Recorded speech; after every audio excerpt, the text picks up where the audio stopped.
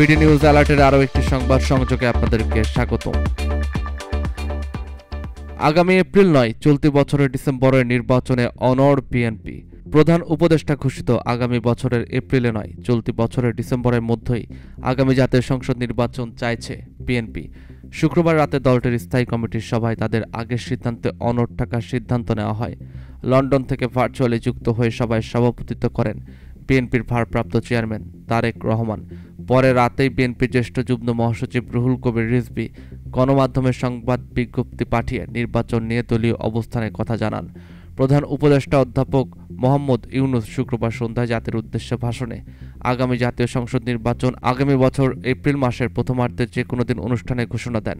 প্রধান উপদেষ্টার ভাষণ নিয়ে বিএনপির স্থায়ী কমিটির সভায় বলা হয়, এপ্রিলের প্রথমার্ধে নির্বাচন হলে এদিকে আবহাওয়ার সংকট এবং অন্যদিকে রমজানের মধ্যে নির্বাচনের প্রচারণা ও কার্যক্রম এমন এক পরিস্থিতি সৃষ্টি করতে পারে যা নির্বাচনকে পেছিয়ে দেওয়ার কারণ হিসেবে বিবেচিত হতে পারে। এছাড়া ডিসেম্বরের মধ্যে নির্বাচন অনুষ্ঠান কেন সম্ভব নয়, এর কোনো সুনির্দিষ্ট কারণ প্রধান উপদেষ্টার ভাষণে উল্লেখ করা হয়নি। বিজ্ঞপ্তিতে বলা হয়, 2024 সালে জুলাই আগস্টের ছাত্র জনতার বিপুল আত্মত্যাগের মাধ্যমে বিজয় অর্জন হলেও নির্বাচন অনুষ্ঠানে অহেতুক বিলম্বে জনগণকে হতাশ ও ক্ষুব্ধ করেছে। এই সভা রমজান, মাধ্যমিক ও উচ্চ মাধ্যমিক বা সমপর্যায় পরীক্ষা এবং আবহাওয়া ইত্যাদি বিবেচনায় ডিসেম্বরের মধ্যে নির্বাচন অনুষ্ঠানের প্রস্তাব পূর্ণ ব্যক্ত করেছে।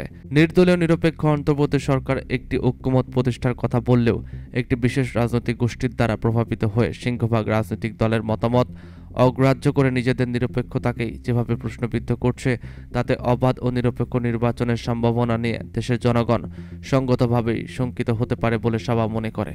জাতির উদ্দেশ্যে প্রধান উপদেষ্টার দেওয়া ভাষণ পর্যালোচনা করে বিএনপি জাতীয় স্থায়ী কমিটির সভায় সর্বসম্মতভাবে এই অভিমত ব্যক্ত করা হয়েছে যে পবিত্র ঈদুল আজহা উপলক্ষে তার বক্তব্য প্রসঙ্গে অতিক্রম করে জাতির উদ্দেশ্যে দেওয়া ভাষণে পরিণত হয়েছে। এই দীর্ঘ ভাষণে তিনি বন্দর, করিডোর ইত্যাদি এমন সব বিষয়ে অবতারণা করেছেন যা তারই ভাষায় অন্তর্বর্তীকালীন সরকারের 3টি ম্যান্ডেটের মধ্যে পড়ে না। ভাষণে তিনি শব্দ চয়নের রাজনৈতিক ভাব্যতার সীমা অতিক্রম করায় সভা ক্ষোভ প্রকাশ করেছে।